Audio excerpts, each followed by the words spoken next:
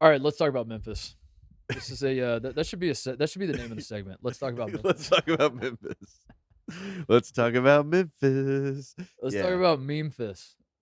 That's what, how about that?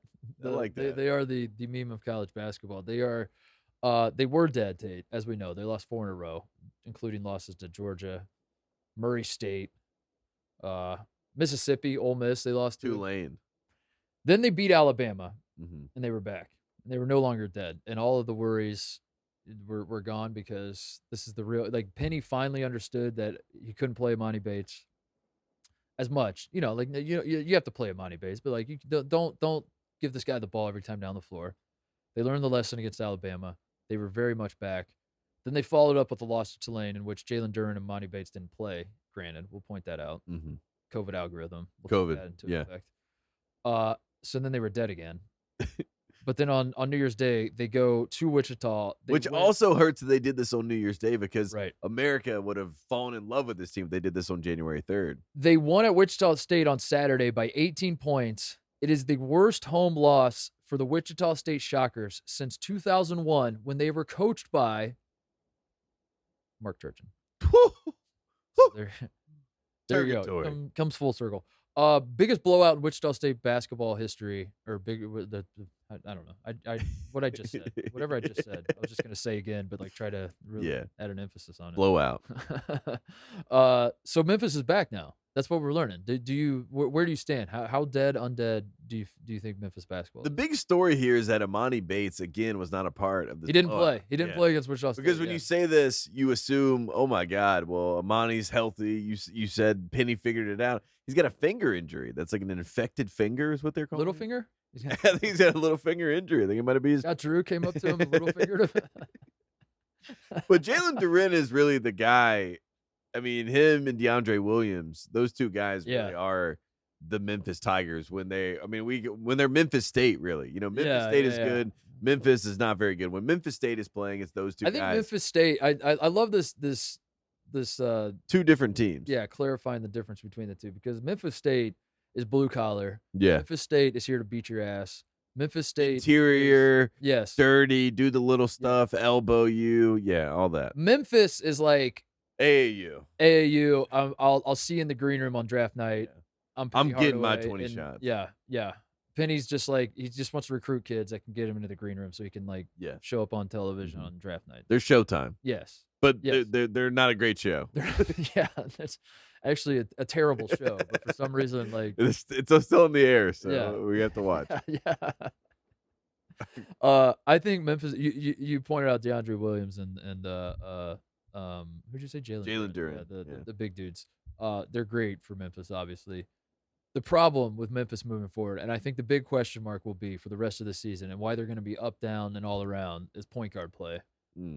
Alex Lomax didn't play in this game either against Wichita State. Alex Lomax is a guy that is not the answer. Let me just put it that way. Like, I think all my focus when I watch Memphis has been on Emoni Bates because I'm just like, what's happening here? His story is just so fascinating to me. But Emoni has played point guard at times, as we've talked about. I don't know how much we talked about on the show, but we certainly have talked about it off air a lot. In part because Alex Lomax is like not, I don't know how to say it delicately, he's not the answer at point guard. Yeah. But I don't know who is the answer at point guard. Yeah, their point guard is the point guard for USC right now, Boogie Ellis. That's really it. That's really who they need on this team, and he's not there. And I mean, I think Emoni Bates having the ball, I think that was an experiment. He's used to having the ball because he's an AAU kid. But, he's not the answer right now. I tried to talk myself into Tyler Harris, the kid that was at Memphis, went to Iowa State, and then is now back at Memphis. He played 16 minutes. I try to talk myself into him, but then I always realize I'm only talking myself into him because he's not Emoni Bates or Alex Lomax. So I just, he it's like the adage of like the most popular guy on campus is the backup quarterback or whatever. That's how I feel about him. It's just like the only reason I'm interested in him running point is because he's the backup. But the moment he's like actually running the point, I'm like, all right, this guy's not the answer either. So I don't know what they're going to do about that. I don't know how important that's going to be, but that's definitely a situation we will be monitoring. Is Landers Nolley the guy? I love Landers Nolley. He's not a point guard. He's a point guard. Maybe he has to be. I don't know. Maybe just late in games, because I mean, the real holdup. I mean, I think you tweeted this, or I saw you tweet this. I don't know. I mean, time kind of was warped over the Christmas break, but You said this feels like an 11 seed in the tournament that we Oh yeah, I did say this. Memphis, that you get excited, that you buy in, and you trick yourself into thinking they can make a Final Four run, but then they lose to an A-10 team. Yes. That the way that they're going to sneak into the NCAA tournament. Yeah. They're going to be an 11 seed. I'm going to talk myself into them doing the UCLA run that UCLA did last year. Yes. Except this time Memphis is going to lose in the play-in. The way that they don't lose in Dayton is if Landers Nolley or someone can just like be a late guard, understanding the situation late in the game and being able to kind of operate things. Yeah. And I mean, Penny is a point guard. I mean, that is his MO. That's why he gets mad when people say he's not a good coach. He's like, I was the coach. I was the coach on the court. He plays his highlight tapes. Yeah, it's like, look at this. Look at me being the point guard. Remember the thing you said us before the season where Penny had Emoni Bates and Jalen Duren on either side of him. And then the question was like, how are people wrong about you? And his immediate answer wasn't his like immediate answer was like, I was a 7-time All-Star. I was being the greatest NBA point guard of all time. Yeah. It's like, I really was the greatest. He was like, people forget I was the greatest point guard of all time. And he talked for like 20 minutes. Nothing to do with the team. And then he pivoted. He's like, and as for a coach, like I'm a pretty good coach too. And and he was like, and as a coach, I was the point guard. Show my highlight tape again. Little Penny. Get him in there. Yeah. Oh my God. I mean, Memphis is fun. They're interesting. I hope that they are in the equation during March because I think it's better for us. I think it's better for college basketball to have them around because the casual fan, when you tell them about Memphis, because a lot of them don't know, when you give them the whole backdrop and you say the next LeBron James is on this team, but he's also not playing. You have another 5-star kid who's also the next LeBron. Who's the next? We have the next. He's the next Kevin Durant. Yeah, I thought he was college basketball's Kevin Durant. Yeah. I mean, so you just sell that, and then you throw in Rasheed and Larry Brown and Penny, and that's TV that we want to see. Does Memphis move the needle right now on what's today? We're recording this on the 3rd, on January 3rd, 2022. Do the Memphis State Tigers move the needle nationally?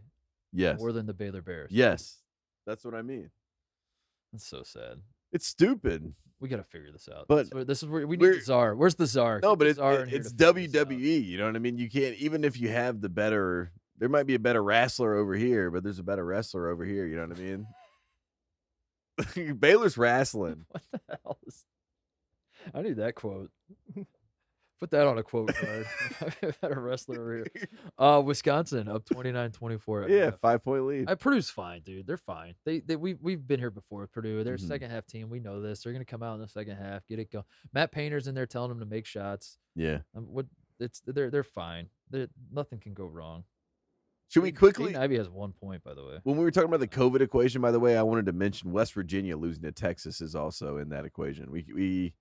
No Taz Sherman. I saw I had a couple Texas people reach out to me and be like, Marcus Carr, big game. What do you think? That this is what we're waiting on. Is Texas back? And I was like, COVID algorithm says not yet. Yeah, it doesn't count. I don't give them that one. At home against West Virginia without Taz. No. Taz also averages 20 points per game, and you only won by 15. So if Taz plays, West Virginia wins by 5. Do the math. Yeah. Do the math. That's a good call. Hey there, thanks for watching Titus and Tate. For the full friend of the program experience, subscribe right below and come join us for all things college basketball. The action is heating up. Come join Titus and Tate.